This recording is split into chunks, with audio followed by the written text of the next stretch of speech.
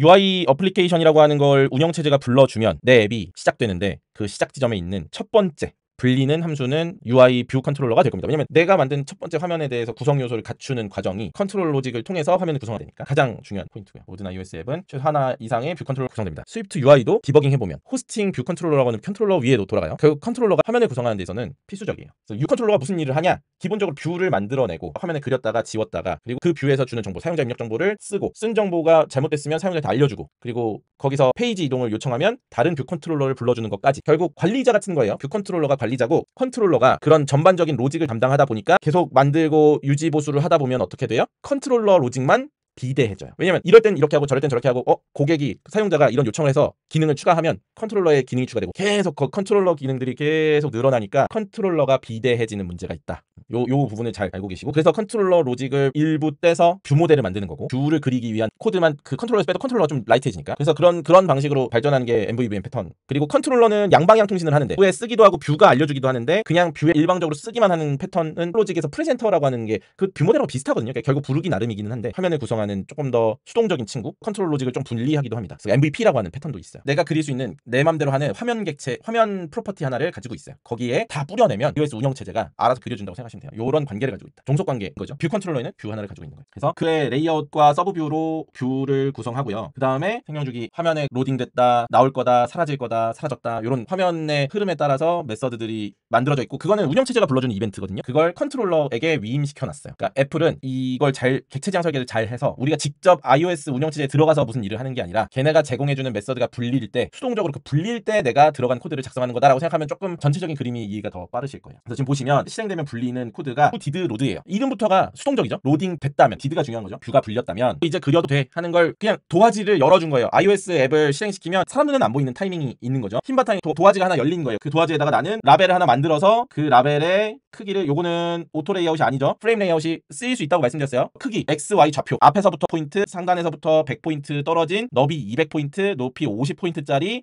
레이블 이렇게 생긴 이 텍스트 들어가는 거. 요 친구를 만들어서 해당 뷰 컨트롤러가 가지고 있는 도화지 바탕에다가 add 서브뷰 밑에다가 붙인다는 얘기예요. 도화지에다가 풀칠해서 딱 붙인 거예요. MVC 패턴을 가지고 있으니까. 데이터가 있다면 일단은 컨트롤러가 주인이에요. 내가 가지고 있는 화면에다가 데이터를 불러와서 붙여주고 떼주고 바꾸고 이게 다 그렇게 좀 주체적으로 동작하는 친구.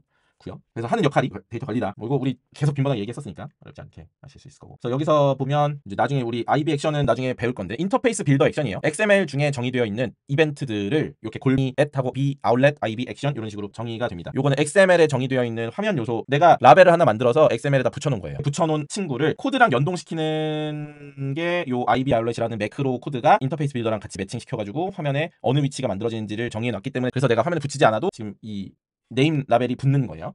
여기서 해주는 일은 이름에서 유추해 봅시다. 여기 텍스트 필드니까 텍스트 필드라고 하는 이렇게 생겨서 커서 이렇게 있는 친구 있죠. 그래서 업데이트 네임이라고 하는 걸로 불리면 여기에는 따로 얘는 밑에 거는 텍스트를 입력하는 상자고 위에 거는 그냥 글씨만 써 있는 거라면 여기다가 내가 예를 들어서 이름을 여기다가 네임이라고 입력을 했다면 위에 레이블이 네임이라고 하는 글씨를 그냥 화면에 그려주는 일을 할 겁니다. 이렇게 비어있다가 이 업데이트 네임이라고 하는 함수가 불릴 때 얘가 딱 하고 그냥 팡 하고 써질 거예요. 메모리 관리 차원에서 위크를 쓴 거죠. 인터페이스 빌더가 생성자 함수를 불러주거든요. 인터페이스 빌더도 XML이지만 내부적으로 생성 부르고 메모리에 참조 카운트를 증가시키니까 내가 얘를 불러서 쓸 때는 참조 카운트를 증가시키지 않으려고. 이해되셨죠? 오너십이 인터페이스 빌더에 있어서 걔가 알아서 메모리 해제해줄 거야. 나는 메모리 증가 감소와는 상관없이 사용할 거야. 이런 느낌이라고 생각하시면 느낌표로 강제 타입 캐스팅을 했죠. 타입 만약에 이거 지정이 안 되면 죽는 친구인데 강제 타입 지정을 한 건 얘는 있다는 걸 전제를 하는 거예요. 그리고 컨트롤러의 다음 역할은 지금 이전에 설명이 다 된 얘기죠. 터치 이벤트나 제스처나 방금 이야기했던 텍스트 입력값이나 사용자 입력 같은 걸 처리하는 기능을 컨트롤러 안에 다 담아서 결국 컨트롤러를 공부하시는 거예요. 여러분들이 이 UI 킷을 배운다는 건 UI 컨트롤러 로직을 배우는 거예요. UI 뷰는 사용 방법을 아는 거고 방법만 익히면 UI 컨트롤러에서 그걸 다 조합해서 쓰면 되는 거니까. 보시면 제스처는 뒤에 또 우리 다룰 건데 액션에 대해서 한번 설명을 드렸었죠. 이벤트 등록을 하는 거예요. 결국 이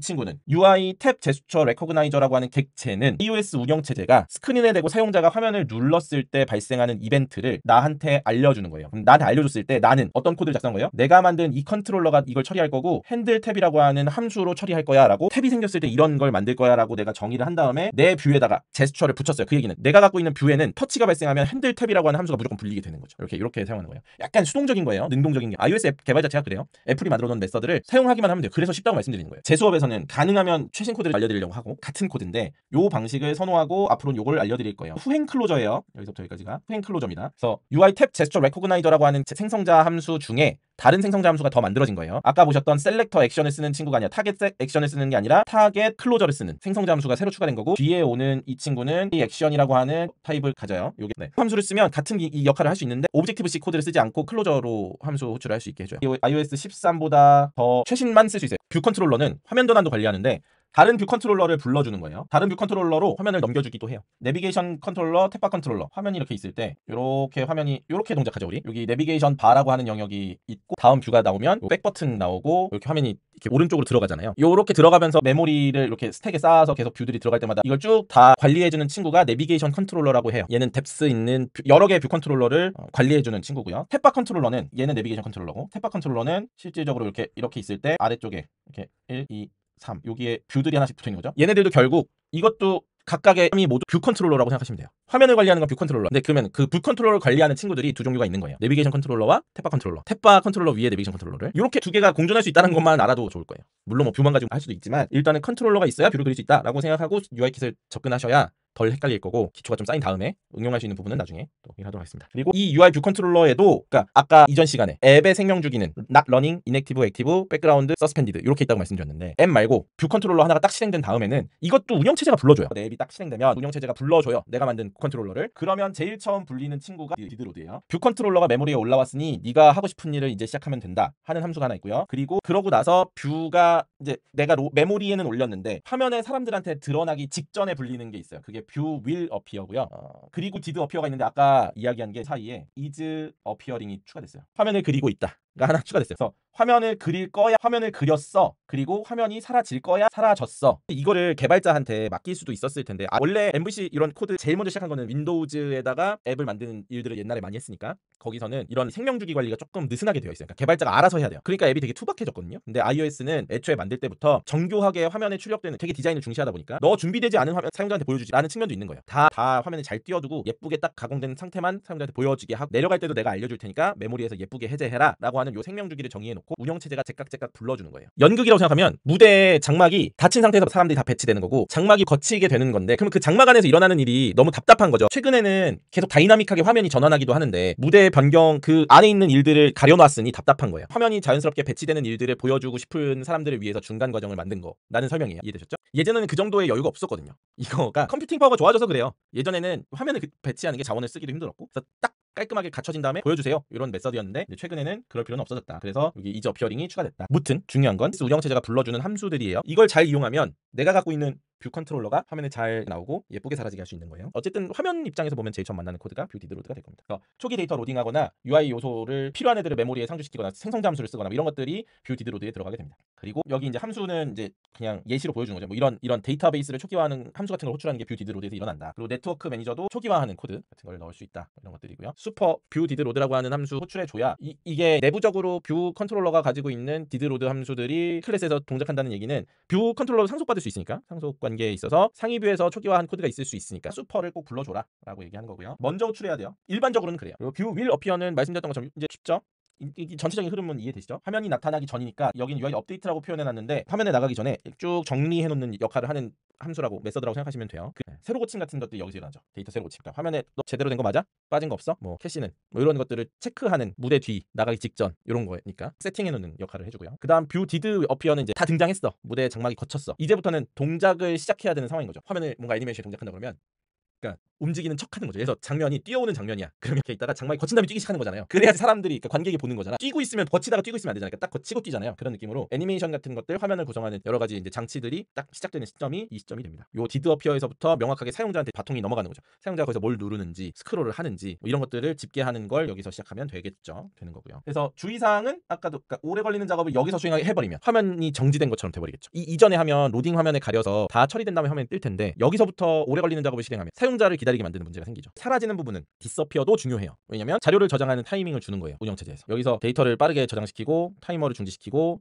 키보드를 숨기고 이런 일들을 해줘야 다음번 동작을 준비하는 거죠. 그러니까 이제 여기는 꺼지기 직전이야. 메모리 해제하기 전이야. 내가 사용한 메모리는 내가 해제하자 말씀드렸죠. 카메라나 마이크나 이런 거는 하드웨어 액세스 포인트가 메모리 개수가 제한되어 있어서 내가 해제하지 않으면 다음번에 마이크가 안 켜지는 문제가 생길 수도 있으니까 마이크 메모리에서 해제하기 이런 코드를 뷰 디드 디서피어에다 꼭 넣어주셔야 됩니다. 그래야 다음번에 그 화면이 돌아왔을 때 다시 정상적으로 화면이 살아나고 음성 입력이 가능해져요. 애플이 도와달라고 하는 거예요. 야 우리 메모리 부족한데 좀 도와줄래? 그러면 이제 도와줄 수 있는 부분 내가 내 프로그램 안에서 해제할 수 있는 메모리를 해제해 준다거나 사실 무시되는 경향이 있죠. 뭐 네가 알아서 해. 약간 특히 이제 요즘 iOS가 디바이스가 워낙 좋아져서 자주 불리지 않기도 하고요. 혹시나 최적화가 필요하고 완전 끝까지 성능을 타이트하게 기름칠하고 닦고 조이겠다 하면 메서드를 이용해서 중간중간 내가 사용했던 메모리도 해제하고 안 쓰는 건 다 정리하고 이런 것들을 요 메서드들에서 하시면 돼요. 근데 부르는 게 아니라 운영체제에서 불러주는 거예요. 이런 일이 일어날 때 UI킷은 뷰 컨트롤러가 각각 독립적으로 동작하고 다른 뷰 컨트롤러를 내가 생성자 함수를 불러주는 형태예요. 그렇게 만들어져요. 크게는 세 가지 방법이 있는데 첫 번째 그냥 내가 만들어주는 거예요. 다음 뷰 컨트롤러 생성자 함수로 호출해서 거기에 필요한 데이터 넣어주고 프레젠트라고 하는 함수로 얘는 호출했는데 뭐 내비게이션 컨트롤러에다가 요 내가 있고 요렇게 붙일 때 지금 이 친구가 두 번째 건 거잖아요. 그러면 내비게이션 내가 갖고 있는 내비게이션 컨트롤러에 푸시를 할 수도 있고요. 스토리보드에서 세그웨라고 하는 걸 정의할 수 있고 물론 코드로도 만들 수 있는데 스토리보드에서 이렇게 화살표를 정의할 수 있고 화살표의 이름을 지을 수 있어요. 쇼 디테일이라고 하는 화살표의 이름을 정의해 놓으면 그 화살표가 동작할 때 버튼넷 이벤트나 뭐 어떤 특정 이벤트로 인해서 그 세그웨이가 불렸을 때 요 안에서 생성시켜서 전달할 수도 있고요. 세 번째로는 델리게이트 패턴은 주객이 바뀐 느낌이라서 좀 헷갈리고 어려운 개념이기는 해요. 근데 이게 몇 번 실습을 통해서 키면 감은 잡으실 거예요. 그렇게 어렵진 않은데 관점이 조금 달라서 헷갈리는 부분이에요. 결국 첫 번째 뷰 부르는 친구가 이걸 정의할 수 있는 이유는 데이터 델리게이트라고 하는 델리게이션 프로토콜을 내가 사용할 수 있게 정해놨기 때문에 did update 데이터라고 하는 함수를 내가 마음껏 부를 수 있게 되는 거고 그게 두 번째 뷰에서 첫 번째 뷰한테 데이터를 전달하는 방법 중에 하나예요. 여기까지 해서 뷰 컨트롤러에 대해서 알아봤고 뷰 컨트롤러의 생명주기와 컨트롤러가 어떻게 불리는지를 봤습니다.